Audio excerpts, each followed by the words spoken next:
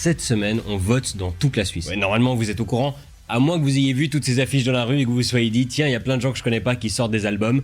Et la plupart, c'est des vieux mecs blancs, ça doit pas être durable. Mais le problème, c'est que les gens votent pas Brigitte et Marco. Pour les dernières élections, en 2011, 49% de la population a voté. 49, c'est moins que 50. Ça veut dire qu'il y a plus de gens qui ont pas voté. Oui, je suis sûr de mes chiffres, j'ai fait des études de maths assez poussées. Donc la première force politique, c'est les abstentionnistes. La bonne nouvelle, c'est que c'est pas l'extrême droite. La mauvaise nouvelle, c'est que les abstentionnistes, c'est comme les moldus dans Harry Potter, ils ont aucun pouvoir. Et quand plus de la moitié de la population vote pas, ça veut dire que 25% des gens peuvent tout décider s'ils sont bien organisés. Et vous savez qui est bien organisé ? Les vieux. Oui, parce qu'un vieux, ça a du temps et une opinion sur tout, c'est même à ça qu'on les reconnaît. Même si parfois c'est l'opinion de l'épicière, du boucher ou de la fleuriste. Oui, les vieux, ils vont dans des magasins séparés pour faire chaque truc, c'est des malades. Et vous savez qui d'autre est bien organisé ? Les Suisses allemands. Eux, ils adorent ça organiser. Et ça se confirme dans les chiffres, parce que les latins, donc les romans et les tessinois votent moins, et les jeunes votent pas. Par exemple, pour la votation du 9 février 2014, et si cette date te dit rien, c'est déjà mal barré, 82 ou 82% à Genève des 60-69 ans ont voté, et chez les 18-29 ans, 83% n'ont pas voté. Il y a que 17% qui ont voté. 17%. Si tu prends un jeune dans la rue au bol, il a plus de chances d'avoir la chlamydia que d'avoir voté. Et quand tu votes, contrairement à la chlamydia, ça te gratte pas la foune et tu dois pas appeler tous tes ex pour dire que t'as voté.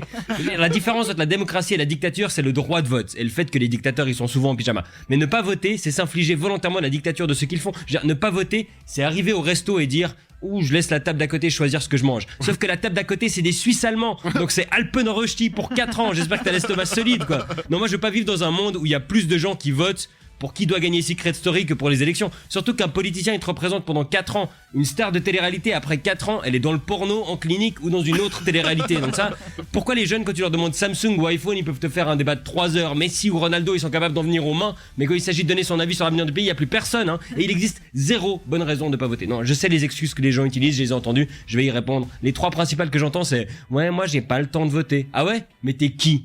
Le président de la Terre. En plus, en Suisse, c'est super simple. On reçoit à la maison, on met dans une enveloppe et c'est bon. Ouais, dans certains cantons, faut mettre un timbre. Mais si c'est ça qui t'empêche de voter, permets-moi de t'uriner dans les yeux. Voilà.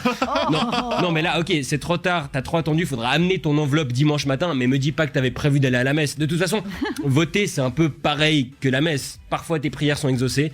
Et parfois tu te fais enculer. Sauf que le vote c'est après 18 ans. Oh non. Où on me dit aussi mais je sais pas pour qui voter. Mais c'est pas grave, c'est pas l'école, il y a pas de juste ou faux. Si tu connais pas les partis et les politiciens, tu prends 5 minutes, tu fermes l'onglet Zalando madame ou l'onglet YouPorn monsieur, et, taper les mains, et puis tu vas sur un site comme smartvote.ch qui va te poser quelques questions et te dire qui partage tes valeurs. Appelle-moi Jamy parce que franchement, c'est pas sorcier.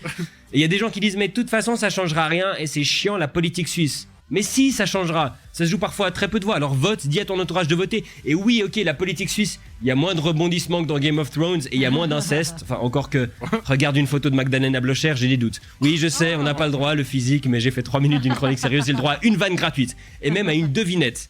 Qu'est-ce que dit un serveur mal poli en amenant votre commande de plusieurs verveines? Votez, bande de losers. Ouais, c'est tellement important pour moi que je suis même prêt à faire un jeu de mots pourri.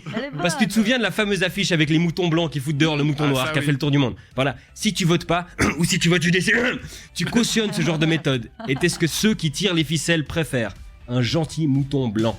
Alors votez et bonne semaine.